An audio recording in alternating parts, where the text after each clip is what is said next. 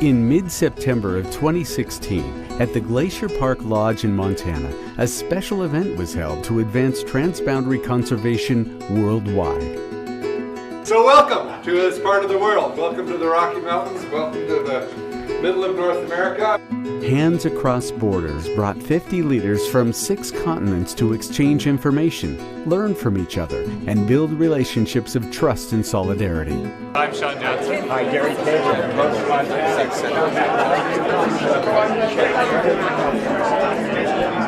The participants in this unique workshop represented 28 different transboundary conservation initiatives across 70 countries. I think that's amazing gathering of people, practitioners and people who are in academia who work with transboundary conservation, and there are different challenges in different regions and there are lots of opportunities of this work. So I think it's a wonderful place where people can share their ideas, share their experience and knowledge, and come up maybe with some joint projects.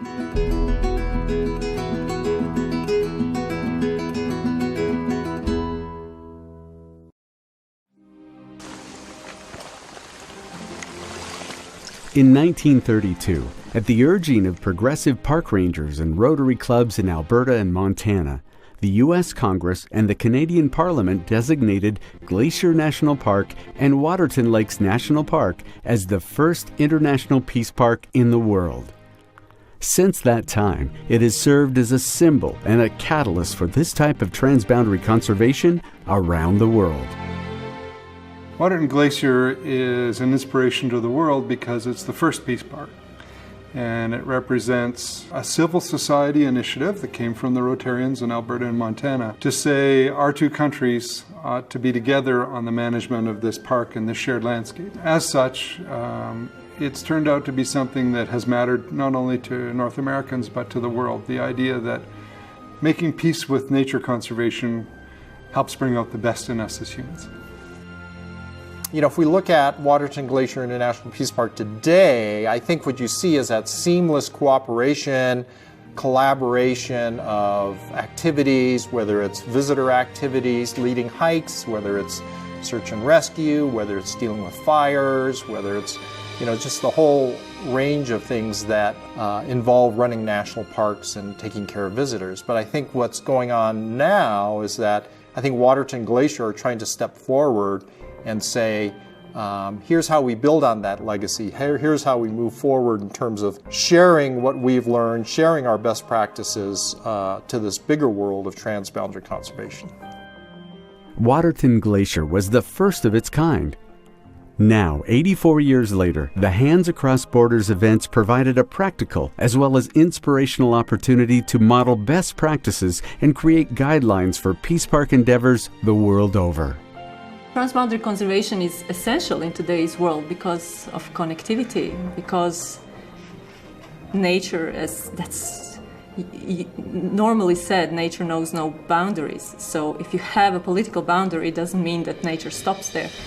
It extends, the ecosystems go on, the species need to migrate. So it's essential that people who live in both sides or three sides, wherever the transboundary conservation area is set up, it's important that they talk and see how to manage these areas and get an integrated management for all sides that are included in the transboundary conservation area.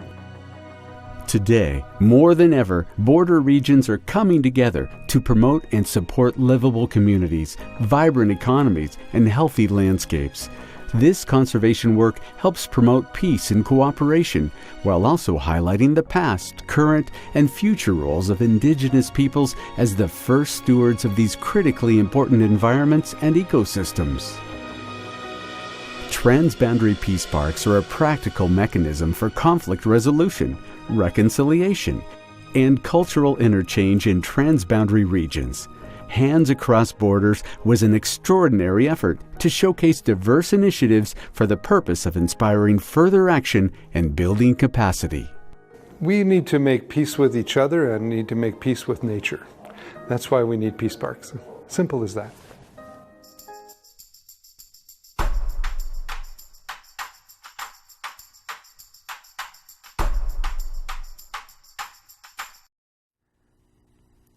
Inspired by Glacier Waterton and energized by this historic workshop, Helena Civic Television gathered a small team to raise funds for a field trip to several conflict areas where peace parks are in formation.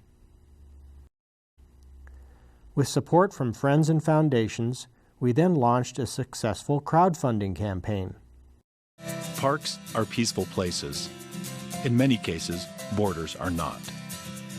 Establishing peace parks in border areas can help prevent violent conflicts. Peace parks are a microcosm of the world at large, where tensions are tamed by the healing powers of nature. Parks bring people together, and international peace parks enable communities to work together to protect, restore, and sustain the flora and fauna of transboundary ecosystems. Parks are so much better than battlefields. Jointly managed parks can mitigate ill will and promote mutual trust. Join us on a journey of discovery as we explore how transboundary parks can motivate citizens in separate countries to work together toward a lasting peace.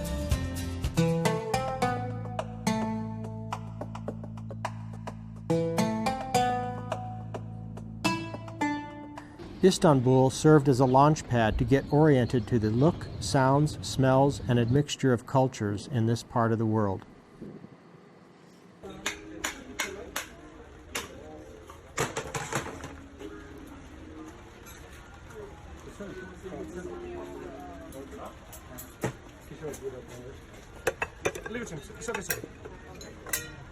We drove past Gezi Park near Pacem Square in the middle of the night.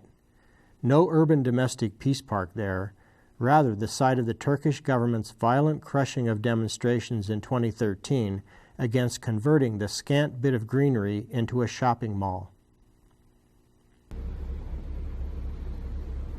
This brief interlude in Istanbul gave us the opportunity to think about the value of parks and park-like common spaces amidst the hustle and bustle of an over-busy world.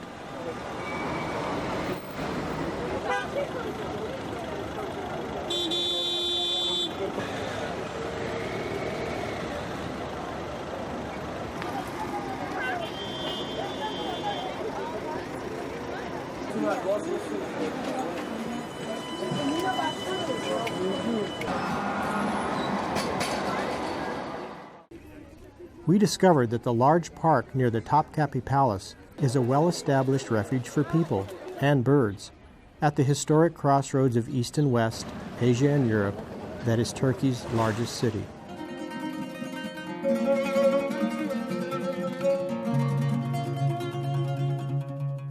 As we made our way to three distinctly different arenas of intercommunal and transborder conflict in this part of the world, it was important to have a firm foundation in what distinguishes an international peace park from a transboundary conservation area. Todd Walters, Executive Director of International Peace Park Expeditions, is our guide. A peace park is a special designation by the IUCN, the International Union for the Conservation of Nature, for one of three different transboundary protected areas. So there's three different types of transboundary protected areas, and any of them can be dedicated as a symbol of peace and cooperation between two or more countries. They can protect the cultural and historical heritage, as well as conservation of landscapes and ecosystems. And they serve as an opportunity for people to build collaboration, trust, and start to recognize that there are mutual interdependencies of nature that can create cooperation instead of competition. Cyprus, Kosovo, and Israel present unique examples of what are called frozen conflicts. Diplomatic inventions and peacekeeping operations are keeping unresolved issues on ice, but only temporarily. Sooner or later, absent genuine reconciliation between ethno-cultural groups sharing an international boundary, meltdowns will occur. Establishing jointly managed park areas would be a step toward conflict resolution and ecologically sustainable economic development. Cyprus is a small place with a big and densely layered history. Multiple empires have coveted and conquered this strategically placed island in the Mediterranean.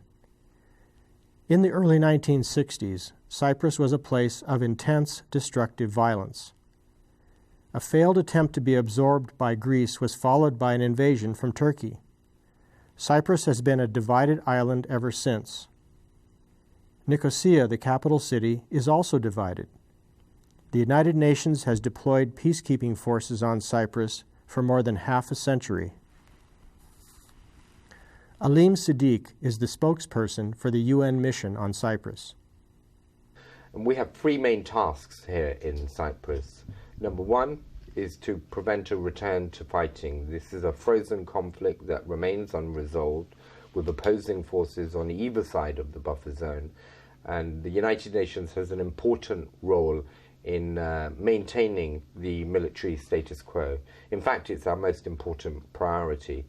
Our secondary task is to maintain law and order within the buffer zone. Most people think of the buffer zone as being a dead space. But here in Cyprus, the buffer zone is far from being a dead space. Most people don't realize that there are, in fact, thousands of people who continue to live and work in the buffer zone. And the United Nations has an important role in facilitating that civilian access to the buffer zone. The buffer zone is diverse. At its narrowest in the divided city of Nicosia, only 3 feet separates the Republic of Cyprus and the Turkish Republic of Northern Cyprus. In other areas, the zone stretches to 8 kilometers wide. The United Nations presence in Cyprus is relatively small. Only 800 or so patrol the zone and work with locals on both sides. Incidents of violence are exceedingly rare, but the potential is always present.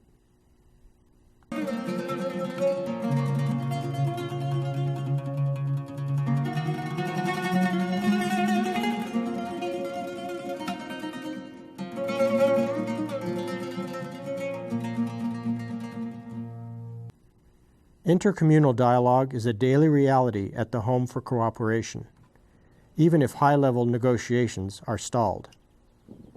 Spirited engagement by Greek and Turkish Cypriots alike must precede institutional change. That's what's happening in this modest establishment in the buffer zone at the Ledra crossing point in Nicosia. This checkpoint, the Ledra checkpoint, is the first checkpoint that opened for public to cross. And then they decided that intercommunal work and the work of historians and educators needs a place, basically, for them to be able to continue working and collaborating further. And they found this space, which was abandoned since the buffer zone came into existence. And the building used to belong to an Armenian Cypriot family. And in this floor that we are sitting right now was some stores, souvenir shop, hairdresser and stuff. And the first floor was their house. And they turned it into a community center throughout the years. At first, which started as a research and educational center, throughout the years became a community space. And right now, the building hosts different organizations, both non-governmental organizations and some business organizations. They have their offices here. And when I came here, I realized that it's actually much more than I expected. Because what I didn't realize and what I didn't have in my life was an example of what I dream how Cyprus can be in the future. So it's a place where different communities, especially the Turkish Cypriots and the Greek Cypriots, work together every day for the same aim, and they believe in the same values. So for me, it kind of changed my perception as well of when you hear the term buffer zone, what comes to mind is always like barbed wires and military and stuff. And for me now, it's one of the most peaceful places on the island. So what I expected was to see this friendship and to be able to contribute to peace, to cooperation. But what I saw is much more than my expectations, actually. And sometimes being here is actually like living in it can feel like you are in a bubble, because when you step outside and you see people that you have no interaction with, or they didn't have any interaction like the one you had, it feels like a completely different world, that it's not the reality. But what I see is that when you talk with people and you explain to them that there is actually nothing to fear, but you understand their hesitations, this place acts as a stepping stone, because they don't really have to engage fully with the other community if they have hesitations, but it's kind of a middle ground for them to meet here. In a sense, the Home for Cooperation is already a peace park of sorts, a safe place indoors where people can get together to talk, share, eat, and play with ideas. Yeah, I think this is quite an interesting side effect of the frozen conflict, is the fact that the buffer zone remains pretty much untouched by human development, and over the years the ecosystem within the buffer zone has developed into being a unique ecosystem within Cyprus. And you will see species of flora and fauna within the buffer zone that you will not find anywhere else on the island, as it remains untouched. Now, as custodians of the buffer zone, we take very seriously our responsibility to protect the environment of the buffer zone, and the hope is that one day, when there is a solution, that there will be an opportunity to make the most of this unique environment. And what will happen to the buffer zone will be party to the political negotiations. But I know that amongst civil society there have been many different ideas expressed of how the buffer zone could perhaps be used as a way of bringing the communities closer together, perhaps with a peace park or with a national park. And these are all ideas that have been floated in the past, and is something that the Cypriots will have to decide in the future when there is a settlement for the buffer zone. But the unique environment within the buffer zone, I think, is something that every Cypriot can be proud of, actually. It's quite unique.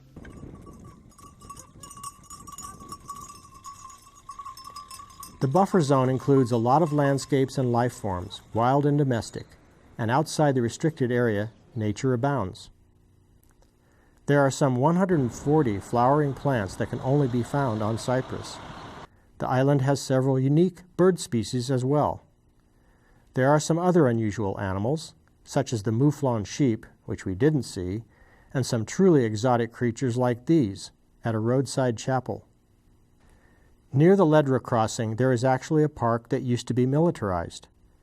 It hosts a variety of plants and occasional visitors who, when asked, share the hopeful notion of a normal life for people on both sides of the buffer zone. It's a border park. Before it was a military base here, then they opened it to public, and now it is free to visit. This site is other half of Cyprus. Mostly here is no Starbucks, for example, and there is one, I know. Folks are already in peace with each other, but governments don't think so. So I think it's mostly about government problems. This small, unkempt incursion into the forbidden zone might someday be a jointly managed peace park on a micro scale, but replicable all across the island. Could a full-fledged peace park help lead to the reunification of all Cypriots under one flag? Once again, back at the Home for Cooperation, we learned that peace is possible between Cypriots if the overbearing motherlands don't interfere. Like earlier times, like when I was 12 years old, just like it was like a just Turkish Cypriot, but then I realized that it's to be a Turkish Cypriot, it means that something is missing, your half is missing, let's say, Greek Cypriots.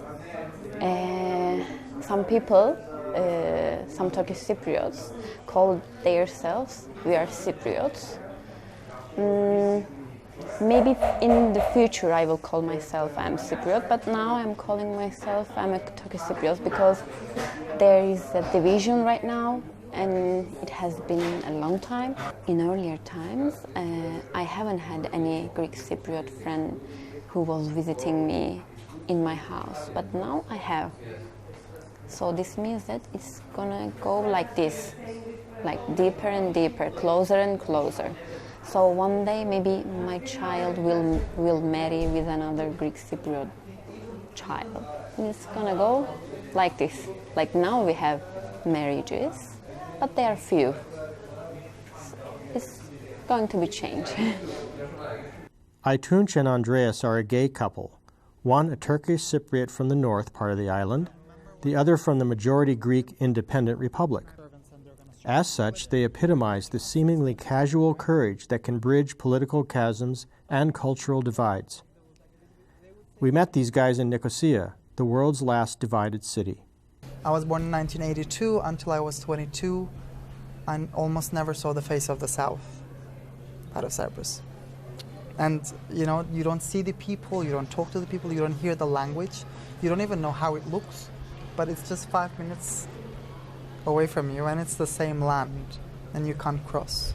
And likewise, after the gates opened, there were so many people that still didn't cross because they were made to believe certain things, and they didn't think it was appropriate to cross.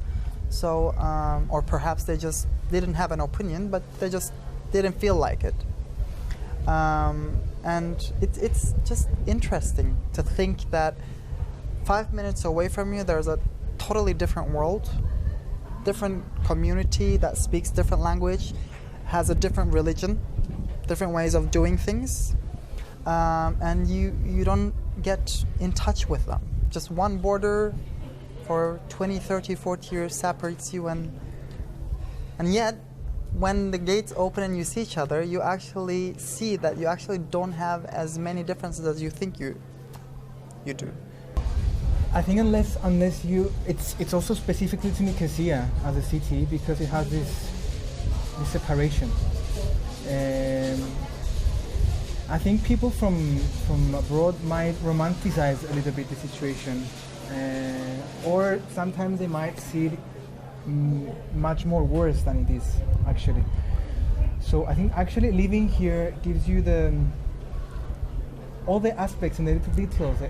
Very important details to know how is it to live in a city that is half and half.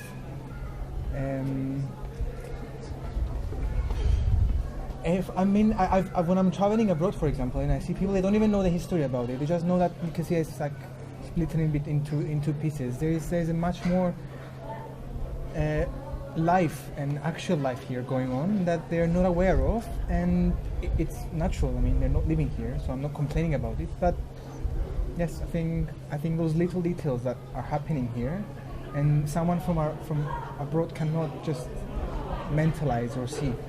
There are so many different ways of trying to make a change, and one of those ways is just to be who you are and emanate that out. You know, be something that without too much effort automatically interacts with the outer world, that makes changes. And I think us, as you said, maybe we're not too aware of it, but being bicommunal and being a gay couple, I think in many ways, you know, if we're able to walk in the street holding hands, in many ways I think just being that will make shifts around us. So we're not necessarily fighting directly with how things work here, but just by being us, I think it's right. We're making an interaction with the system of things and gradually creating a shift in the positive way, I think. You know, and that means being more open-minded, being more accepting of everything, everyone, every race, every way of being, basically. I understand that from the outside, people are seeing us and identify as a bicommunal couple, and I can understand that. I can see the political aspect of it too. I can see how we are also contributing to a shift that might happen slowly by having bicommunal couples. But at the same time, being in a relationship, it's so interesting how it never had any saying to us between us, because we've never, between us, we've never thought about identities, Greek Cypriots, Turkish Cypriot. It's not even there for us. I would love to be a hopeful person always, and I think that's a natural part of me. So I do always have hope, but at the same time there's a level of awareness that comes with how many times there has been efforts put to politically resolve this issue, and there are always obstacles, unexpected obstacles or expected obstacles that hinder the resolution. So I come to this conclusion that, it won't be a very swift, quick and easy resolution. So perhaps it won't be in near future, but in future, hopefully when, as we spoke today earlier, the awareness of people, sort of rises, then people will look at unity in a different way, and they will be maybe going a little bit over the top of this political chaos that is being imposed on them all the time by so many different sources, whether from within the country or from external sources, and they'll be able to say, we want peace and we'll do whatever is necessary to make that happen. It is easy to envisage Aitunç and Andreas enjoying nature in the border park or anywhere else in the buffer zone that could become an international peace park, perhaps someday soon. For now, they are faced with the inconvenience of border checkpoints and the aesthetic insult that is razor wire and scary warning signs. The irony of taking pictures of these signs along the edges of the buffer zone in Cyprus was not lost on us. The joys of combining traditional and modern forms of artistic expression are manifest on both sides of the partition. Cypriots are drawn to their island's colorful bicommunal history.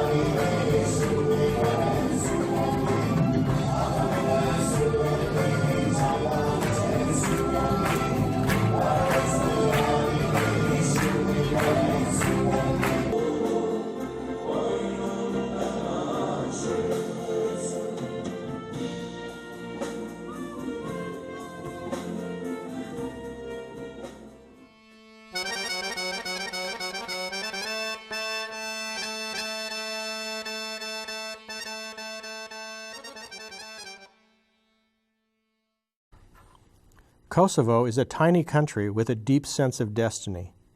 It is considered by diplomats to be the mother of all problems in the Balkans. Kosovo declared its independence in 2008, following a brutal war with Serbia that ended after a 78-day NATO bombing campaign that forced the Serbian government to withdraw. Kosovars, the majority of whom are secular Muslims who speak Albanian and have many familial ties to that neighboring country, were relieved to have won their freedom with support from the United States. Valon Berisha, who owes his life to Western intervention, is joyfully adamant about Kosovo being the most pro-American country in Europe. In Kosovo and U.S., we had a special, very special, I could say, relationship between both of us. You know what? We in Kosovo, I think that we are the only one country in the Western Balkans, but I think that in Western Europe that we are celebrating 4th of July. So it's big event that is going on, especially in the capital of Kosovo, in Pristina, that we are organizing together with Kosovo institution, with cooperation with U.S. Embassy. And this is in general, but coming to local, I will speak to my case, my personal case, and let me inform the public and general opinion, that thanks to U.S. government and U.S. help, today me and my family, we are alive. Without help from U.S., I'm pretty sure that not me and my family, but a lot of other families will not be alive those days that we are talking. Help from U.S. is more than important. This special relationship will continue forever. You know what? We felt in love with the U.S. The U.S. is in our heart. Kosovo is predominantly Muslim, but other religious faiths are also deeply rooted in the area, most notably the Orthodox and Roman Catholic variants of Christianity. These days, the Albanian Muslim majority is duly respectful, as evidenced by the protections provided to historic church properties, such as this Orthodox monastery near Peja. A reciprocal sentiment among Catholics, at least, is evidenced by a newly constructed cathedral in Pristina. The abandoned shell of an Orthodox church nearby is a visual reminder of the bitterness that still exists toward the Serbian government. Kosovo won its independence, but finds itself in a virtual prison, without freedom to travel, without stable trading relationships, without ready access to markets and the best practices that follow from educational exchanges. Ecotourism of the kind being developed in the Balkan Peace Park offers a pathway toward visa liberalization and further integration into the European Union. Valon is quite candid about what he calls the cancer of corruption plaguing Kosovo and other Balkan countries, but he believes organized crime can be overcome through education and collective willpower. And my idea is that we cannot forget the history, and we should not forget. But we have to look in front. We have to look into the idea of cooperation besides looking of the idea of confrontation. So cooperation will bring every time positive things. And looking in this ideology, I think that sooner or later all the countries from ex-Yugoslavia, or let's say in the Balkans, will come to the new moment that it's a must to cooperate together in order to bring to bring a product that we are going to compare with European market. So during my literature review, I've been reading quite a lot related to tourism, related to project implementation, related different project implementation, national and international. And one of them is Peace Park. So we are a very small market, and tourism, it's one of the trampoline for economies of, especially to our states.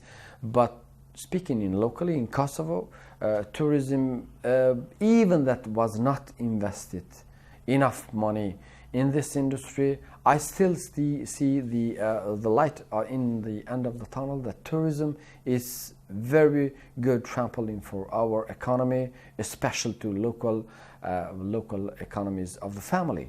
Valon introduced us to his friend and colleague Nazmi, a celebrated mountain climber who experienced the war, witnessed independence, and has since devoted himself to helping blind people access the mountains through hiking. After the war, here in Kosovo was a post-conflict society and some kind of chaos in everything. And not only me, but I think all my generation and others at that time, they had needs to feel free, to walk free, to move. And Kosovo had a lot of mountains, so that was some kind of only way to run from reality, to go in the mountains. So we start to gather people and to go climbing. Not only me and climbers, but we start with hiking, and we saw not everyone are climbers, so they need more hiking than climbing. And now, from 1 year, within 1 year, we had 50 to 60 hiking tours in Kosovo, Macedonia, Montenegro, Albania. So now it's some kind of job for us. Valon and Nazmi took us to Peja, a city reduced to rubble in the 1990s, but regaining its health and pride of place. That's where a small NGO called Environmental Responsibility Action is located. Ellen Frank is the group's leader. I'm one of the founders of ERA, and ERA was founded as a direct result of the first cross-border trek between Kosovo, Montenegro, and Albania. Originally from the United States, and when I was a student at Colgate University, I decided to volunteer as an organizer for the very first cross-border trek. And this trek was organized by the Balkan Peace Park to see whether ecotourism could be viable in the region. Now, as a student from the United States, I knew nothing about Kosovo, Montenegro, and Albania, but saw the pictures of the beautiful mountains, and I thought, why not? Why not go to Kosovo for the summer and organize a trek in an incredible place? And so while that was extremely challenging summer, as Kosovo was 70% destroyed, specifically the city of Peja, it was also one of the best summers of my life. And as a result of the trek, the organizers of the Kosovo part, myself, Fatos, and another student from Colgate, we decided to found ERA. And with the idea of increasing the environmental consciousness, responsibility, and awareness of youth and community in Kosovo, so that we could protect this incredible natural and cultural heritage that we saw on the Balkan Peace Park. Well, so far as an organization, we've had really great success. Not, in fact, in protecting the environment, but raising a new generation of Kosovo youth who have a feeling of environmental responsibility and who are taking action in their communities. And I believe this is what we needed in Kosovo to be able to have someday a true Balkan Peace Park. Currently in Kosovo, we have a national park of Bieshkina Nemanja, and in Albania there's a number of national parks, and in Montenegro, Prokletija. And this is the first step towards having a peace park. But first we have to have our individual national parks, hopefully then international park, and then receive the prestigious designation of Peace Park. Myself, I first got involved as an organizer of a trek, and now I've been deeply involved on a level of civil society in the local community. What we see is that a number of young people are taking responsibility, feeling ownership of the environment and of the place where they live, and then working towards a change, a better future for not just themselves but also their peers in the next generation. And that's where I feel inspired in this work, because I see the potential in Kosovo. Kosovo is 70% under 35, so it's a really young population. So I feel like working with youth, working with children is the best way to invest in environmental protection. Today, environment is no longer a luxury. People really feel that it's part of their heritage. They feel like it's something that they can be proud of as a Kosovar citizen, that they have incredible biodiversity, incredible natural and cultural heritage. But I think this area can really be a strong example of cooperation. And we're seeing that today. And in some ways it's a reflection of historic cooperation, because these mountains have always cooperated economically and family-oriented, socially, marrying together, working together, trading together. For the Rugova people, it was always much easier to go to the market in Rajayan and Plav than come through the very steep ravine of Peja, Gruka Pejas. And so this has been an area where people are closely tied and where they work together, despite religion, despite language. I mean, in these mountains, we have all the three religions of the Balkans: Catholicism, Orthodox, and as well Muslim. And we have all the languages as well. And so I think this is really, could be promoted as a place that people cooperate and that they have friendships and they're working together. And now as well, they can be identified as either Bieshkina Nemanja or Prokletija or as a Balkan Peace Park. One of Ellen's principal colleagues at ERA is Fatos Laji, a veteran of the war with deep family ties to this region of the Dinaric Alps. We caught up with him at a traditional Albanian restaurant in Peja. Because there's a Balkan Peace Park, so this word peace is not about people fought, let's say, on the meaning of they fought between each other. Of course, they there was some conflicts in the past, but it's about the peace between humans and nature. Whatever happens there, the beautiful story, development, is thanks to the locals and thanks to the local organization, not thanks to the government, honestly. So the governments are proud with those development, but did they support it? No. We build a healthy network among those three countries because this is a diverse of culture. It's not only Albanians who lives in the mountains. We have the Bosniak, we have Muslims, we have Serbs, we have Montenegro. You have, of course, majority is Albanians. So there is no like ethnic conflict or something like that. So everybody is running to welcome you, and people are proud with the tradition here and their heritage. Ellen and Fatos and their compatriots in the ERA organization have had to overcome multiple hurdles in recent years. Local people are fearful that their property and livelihoods are threatened by as yet unspecified regulations imposed by national park authorities. This fear has been exploited by a large hydropower company that wants to turn subalpine rivers into penstocks, something that a national park status would not allow. For us, highly important is the inhabitant who lives, the local people in the area to support us, and they are doing, because they are so connected with the river. It's like traditional, like 1,000 years, and then they hear somebody's going to put that river in the tube, and so no more river will be there. And so, of course, really they protest against that, and the government has to listen. And then, in our case, they did listen. The community is the strongest tool for us, and we go with them, not alone, because what this fight, it's about all of us. And it's a bit a piece of contribution as well to the climate change as well. The people are being used as pawns. It's complicated, but the courageous strength of Ellen and other members of civil society in the area is so far prevailing. The effort to combine 3 national parks into a transborder peace park is alive and well. In addition to local efforts, the Balkan Peace Park Project is a nonprofit registered in Great Britain that teams up with other groups to lead treks and promote cooperation across the borders of Albania, Montenegro, and Kosovo. The beautiful and fabled Rugova Valley leads to mountain villages that are situated very near the border with Montenegro. We hiked as far as we could with Nazmi to get a better feel for the terrain.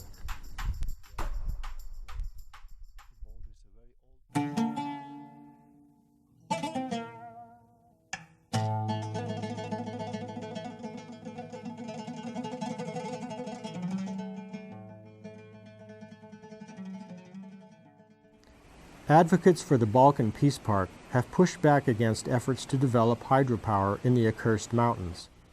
In the Middle East, on the Jordan River, a hydroelectric facility from past decades has played a more positive role in the development of a transboundary peace park connecting the State of Israel and the Hashemite Kingdom of Jordan. Gidon Bromberg, a participant in the 2016 workshop in Glacier Park, introduces us to the effort and the area. I'm from Israel, and I'm from an organization called EcoPeace Middle East, which is a really unique organization. It's Israeli, Palestinian, and Jordanian. It's the only regional organization that brings our 3 peoples together, not only in the field of conservation, but in any field at all. So I had the privilege to co-found the organization 22 years ago, together with a Jordanian and Palestinian colleague. We had the vision that environment was not on the political agenda of a peace process that was moving forward at that time. And we were very keen to put the environment and conservation, and particularly focused on shared water issues, on the political agenda of what was the Middle East peace process. And what we've come to see is that our ability to work together has in fact become a model for peacebuilding itself. And at the heart of that model really is the story of the River Jordan and the demise of this iconic river that every child on earth has grown up with stories around this river. In fact, the river has been heavily demised, and it's been turned into little more than a sewage canal over these last 50 years, very much due to the conflict. Our work is focused on rehabilitating the river, and at the heart of our rehabilitation vision is the creation of a peace park on both banks of the River Jordan. It's a beautiful location where once a hydroelectric power station stood and produced 40% of the electricity of what was then Mandate Palestine. At the southern part of the proposed peace park is the historical crossing of the River Jordan, where there's a bridge that's been standing for 2,000 years. And really, the peace park represents the potential of what the rehabilitation of the Jordan is all about. In that nature is a bridge. The River Jordan should become again a bridge that brings together our three peoples in a state of much better equilibrium, of sharing fairly the natural resources around the natural resources in the Jordan Valley. So the greatest challenge that we face is actually not environmental, although they're enormous. The greatest challenge is mindset, the sense that working with the other must be working for the enemy. Because in the midst of conflict, the other is your enemy. They're not your neighbor. They're not the other side that has shared and common interests. So much of our work has focused on identifying the self-interest of each side that can only move forward if there's mutual gain. And if we don't rehabilitate the river from all sides, then we remain losers. We continue to sustain a situation of competition that means that no water flows in the river, which is basically the situation today. Very little fresh water flow in the River Jordan. We can't remove the sewage. That is the predominant source of effluent that's currently in the river. Agricultural return flow, fish pond waste, raw sewage from the communities that live along its banks. This doesn't look much like a park, at least not yet. Yet the area surrounding the adjoining Peace Island signifies a visionary project to bring Israelis, Palestinians, and Jordanians together at an historic site with a promising future. As in so many cases around the world, water is the common resource in question. Nadav Tal is a water officer for EcoPeace Middle East. We first met him in the organization's offices in Tel Aviv. We are Israelis, Jordanians, and Palestinians working together on the water issues, environmental issues, for the benefit of all people of the region, of the benefit of nature, and to keep the common nature resources sustainable. Now, what EcoPeace proposed to do is to take advantage of this special place and to create this Peace Island as a peace park, to take some territory from both sides of the countries, to close it around, and to have a kind of ecological park to bring a lot of tourists to the area, to develop the island, to create a place of a hub between the two countries, so two people from two sides can meet there with no need for a passport, and to create such a place that will benefit all sides economically. Yes, it will bring a lot of tourists together. We can have nature conservation there. We can, right now the power plant is abandoned since 1948. And there is a lot of potential to make it as a museum and to restore it and to renovate it and to make this area as a potential for development and for nature conservation. We believe that when we talk about environmental peace building, we need to start from bottom up, okay? So we don't wait for the top down. Of course, it's very important to the leaders and decision makers to take steps, but if they will not get the pressure from the bottom up, they will never do anything. So we invest a lot in the community, in the municipalities, with mayors, with kids, youth, to bring them together, to get to know together. So the decision makers, after it will be easier for them to have the political will to do the change.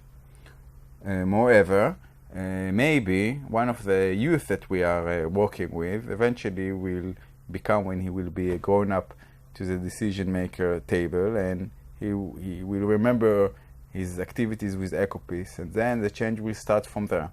So the combination of doing bottom-up community work with top-down governmental work is very important. This is how we work. Later on, Nadav took us to the northern section of the Jordan River Peace Park.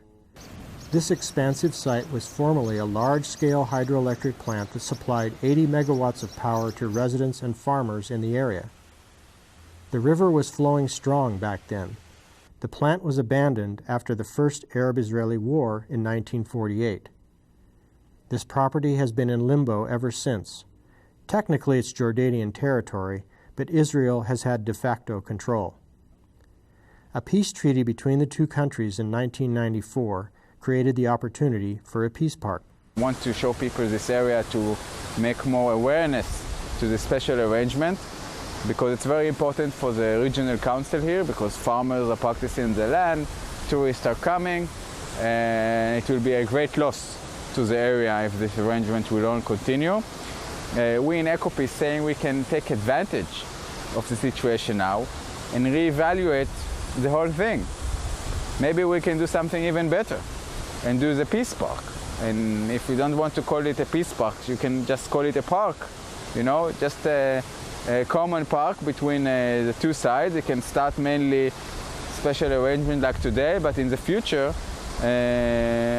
we can benefit from it. An opportunity to make this area a nature reserve or a historical site and bring tourists from all over the world, and to make it such a big attraction that will be a peace park. We share the same vision for the region. We don't like the borders.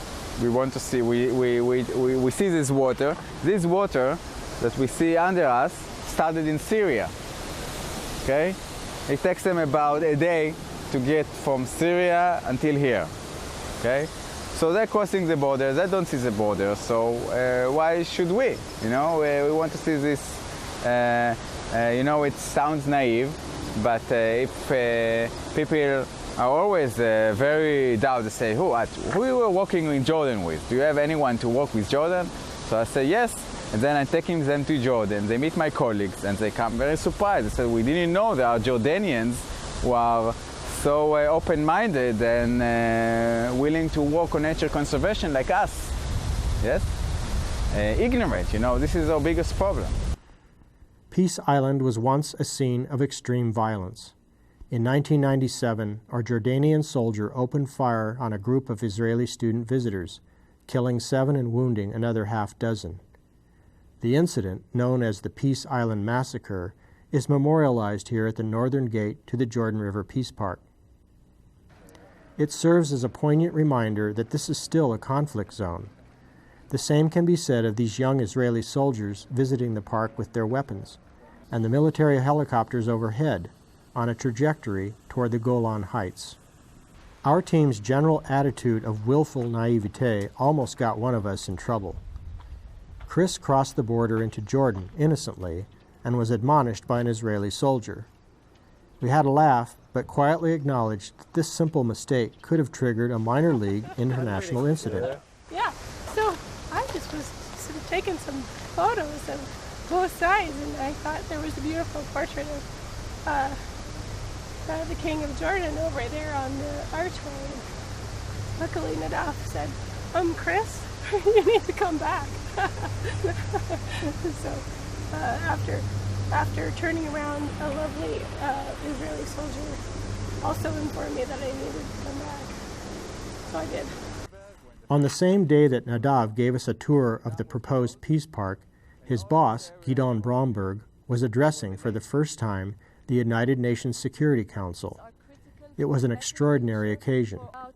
The representatives from Israel and the Palestinian Authority were in agreement on the essential virtues of working together to solve regional water problems. In my 25 years with EcoPeace, my most memorable activity was to jump into the Jordan River together with Israeli, Palestinian, and Jordanian mayors. Together we made a big splash, but like today, we also made an important statement. To get the mayors to literally jump into the river took us 5 years of planning. We developed an education program called Good Water Neighbors. Please remember that. It worked in schools on all sides of the Jordan River, educating young kids about their water reality and the water reality of their neighbors. They saw a river with little flow and full of pollution. And for the first time, they began to understand the impact of conflict on water. Quite innocently, these kids and their parents started to ask their mayors, why is the Jordan so polluted? What must we do with the other side to clean up the river? Empowered by the youth and their parents to take action for the benefit of their communities, the mayors jumped into the river together, not as best friends, but as leaders, advocating to national governments on all sides that only a rehabilitated river would bring economic opportunities to their residents. Because of climate change, Mediterranean desalinated water will be pumped by Israel to the Sea of Galilee to guarantee water quality for the lake, fresh water supplies to Jordan, and could be part of the rehabilitation of the Jordan River, a river holy to half of humanity. Mr. President, moving from competition to cooperation over critical natural resources as a means to help create political stability is not a new idea. The post-World War II coal and steel agreement of continental Europe, led by former enemies France and Germany, laid the foundation for stability in Europe. Harnessing the sea and the sun, shared by Israelis, Palestinians, and Jordanians, can be our engine for peace and stability. The treaty between Israel and Jordan is due for renewal.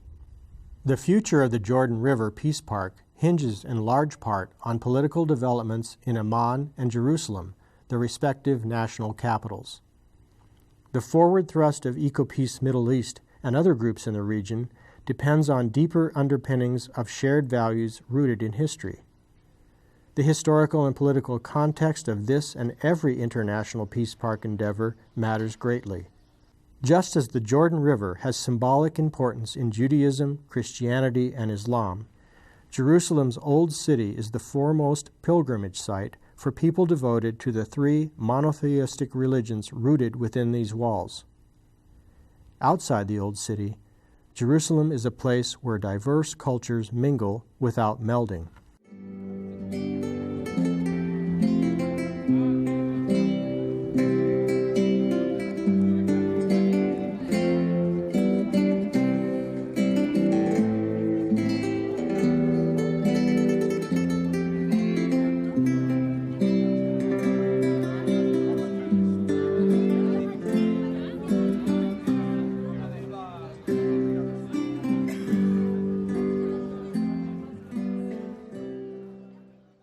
Scholars and academicians bring ideas to bear on the physical landscape and on the landscape of memory. Anna Grichting speaks and writes about the archaeology of conflict. Anna is a rarity, a well-credentialed and well-traveled scholar with direct experience in several international peace park areas. We met up with her in Nazareth. I am an architect and urban planner, and one of my passions is working on borders.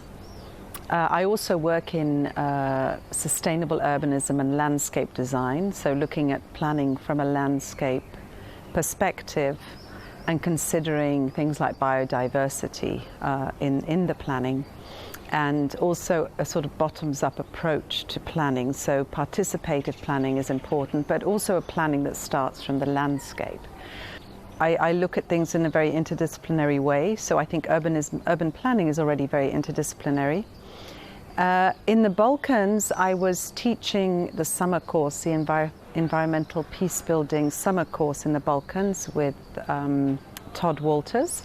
So I went there one summer, and I was bringing my knowledge and the work I had done on the Cyprus buffer zone into the course, and we were looking at this vision for the Balkans Peace Park. And what we did is we actually went to the Balkans, and we actually we hiked from Kosovo to Montenegro, and then into, I'm trying to remember now, I have a bit of like Albania. Then we went to Albania. And so we hiked, we actually walked this, and the idea was we're sort of walking through the site, which is the future Peace Park, and the idea is obviously to develop it around ecotourism. Obviously we want to bring in also the economic aspects. So one thing I work on is also the memory. You know, how do you look at memory? First of all, a border and where there's been a conflict is a space, you know, what is the memory of this fault line or this border where people have been fighting, where people have been sort of torn apart? So how do you sort of look at that spatially? The other is the people, because there are always victims, and there are always many victims. So how do you also honor and memorialize the victims, but not in a divisive way, because memorials can be very divisive. I think the idea of the Peace Park is relevant here and everywhere, and I think it can happen even in a city. It can be a space that's created, you know, for all the communities. In one of the rare books so far dedicated to the topic of international peace parks, editor Salim Ali provides the valuable insight that a shared interest in a natural resource like water usually stimulates competitive behavior and often conflict. Environmental cooperation stems instead from a common aversion, such as pollution or water depletion.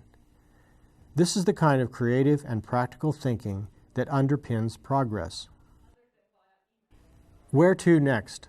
Where do we go from here? The workshop was a start long overdue.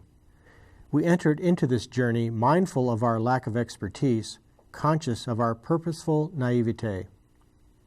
Achieving sustainable transboundary parks in conflict areas requires the ability to suspend rational disbelief.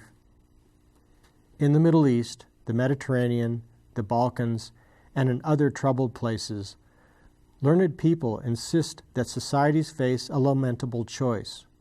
You can have peace or you can get justice, but not both together. The tincture of time does not always dissolve bitter memories or heal deep wounds. I think that the time is not benefiting anyone in the Cyprus case, because the two communities have been separated for such a long time physically. This goes even before 74 with the actual ceasefire, but before that we see that the separation of the community starts actually earlier than those times. So this means that there is enough time that passed, and time heals can be said in a context that you let time to heal yourself. But in Cyprus, in both communities, what we see is that the horrors, in a way, or the memories, the negative memories, has been kept reminded to people through history, through media. So we kept those negativities alive, in a way, which we never said we are going to reconcile with one another, and we are going to admit what we have done, what each community had done to the other, and we can move from that to learn from our mistakes, both of us, so that we can create a better future. Because this never happened, I cannot really see time helping us in this case. Personally, I feel like the sooner we act, the better it will be for everyone in Cyprus. And because the distance, the divide grows apart every day, there is not a common language, there is not a common history, there isn't even media channels that can tell what's going on the other side of the divide. And we every day meet with some people that doesn't really know how life is on the other side. Parks offer a way forward on this front, and not just on international borders. In the Western Balkans, for example, conflicts over boundaries between countries are largely settled. It's the internal divisions that continue to fester. In the city of Mitrovica, north of Kosovo's capital city, there is a bridge across the Ibar River. On the south side, the Albanian majority rules. On the north side, a parallel government of sorts represents the Serbian minority. International forces help keep the peace. No cars are allowed to cross, but pedestrian traffic is common.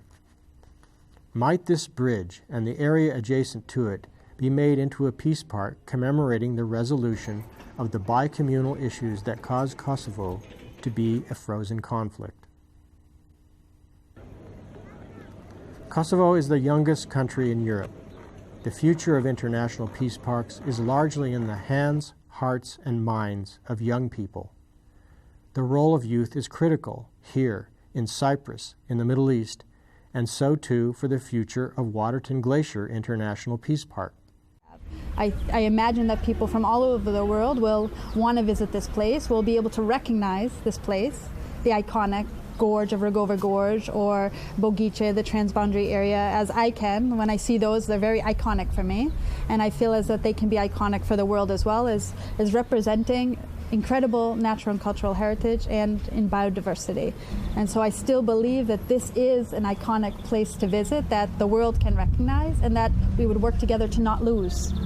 Because I fear more today than I did 15 years ago when I first came, that we are at risk of losing these things. And I think in my rosy picture, we can't assume that these things will just exist tomorrow because they exist today, but that we, as citizens of the world, and specifically the citizens of Peia and the other neighboring municipalities, have to work to protect or preserve those things that we want to share with the future generations. We can't just assume that they will be there tomorrow. And I think part of that is creating that responsibility. So I hope that all of us feel the responsibility and somehow the ownership to take care of the place in which we're living. A lot of times these ideas don't have formal track one diplomatic support at the national government level, and it's a grassroots effort between NGOs, between science, between education, between business opportunities, often around ecotourism. And it builds up a critical mass of people that begin to put pressure on the national governments to actively create a treaty or a memorandum of understanding between the two nations so that they can formally dedicate it as an actual peace park. And so until it achieves that diplomatic status at the national level, it can't get that designation. People often ask, well, you have been here for over 55 years now. I mean, this is, how are you going to get peace in Cyprus? And the fact is that we are here to keep the peace, but it will be the Cypriots who will make the peace. And the presence of our peacekeeping operation provides that platform for the Cypriots to get together and hammer out a peaceful settlement that will finally see a reunification of the island. Is that a hard process? If peace was easy, there would have been peace in Cyprus years ago. The fact is that both sides are dealing with issues that go to the very heart of each community. And these are difficult issues that both communities are grappling with. And making peace is a very hard job to do, but it's also the most important job to do. So we share the hope that Cypriots have. That. What's the alternative? You know, if we live here together, it's all that we swim together or we sing together. You know, this is the option. You know, it's like we have to cooperate on a daily life basis.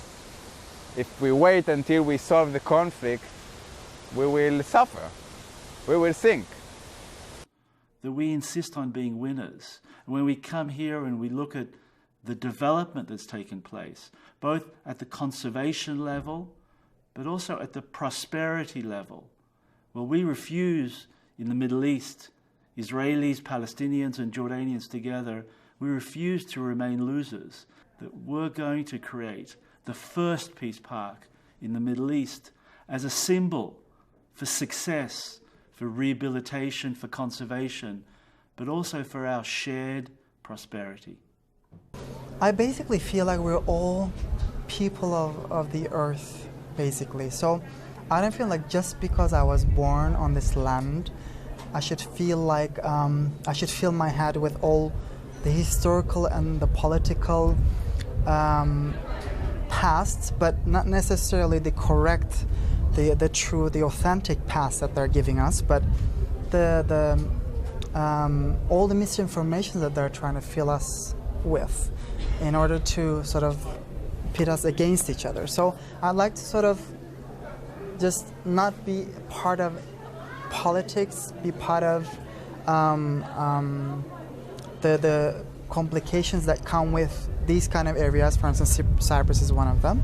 I just want to feel like, you know, when I go to another country, I am as much of a citizen of that country as I am of Cyprus. That's how I look at it. I don't want to call myself a Cypriot and just sort of identify myself as that, because I think that limits me and as a person, as a being. We are not looking anymore for differences. We're looking for things that are connecting us. The first thing that connecting us is the nature. Our mountains, we are divided in the few states.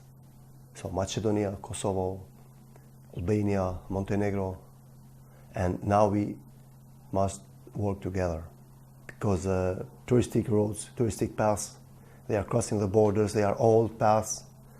They are created a long time ago where the borders were not there, and now we need the same strategy of working. We need the same law of crossing the border.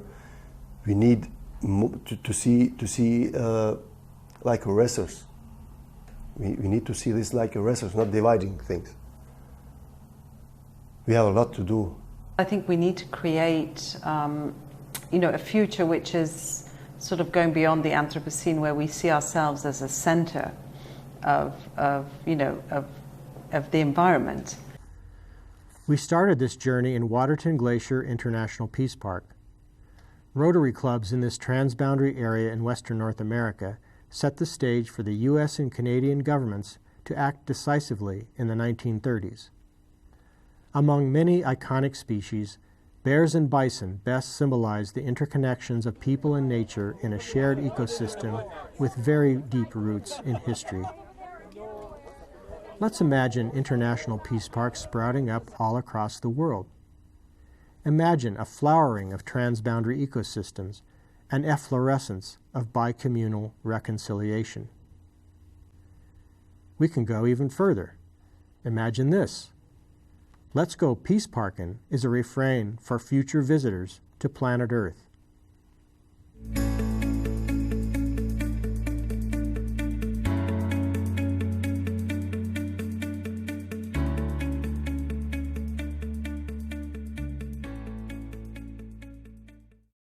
Mendilimin yeşili, aman aman, ben kaybettim eşimi.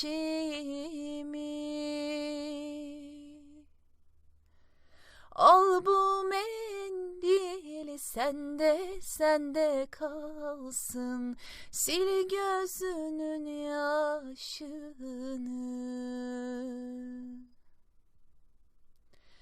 Al bu mendil sende kalsın.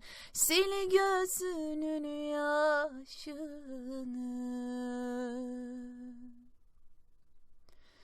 Aman doktor, canım çiçeğim doktor, derdime bir çare. Çaresiz dertlere düştüm, doktor bana bir çare. Çaresiz dertlere düştüm, doktor bana bir çare. Aman demule de punafta so doktor, puja treviti.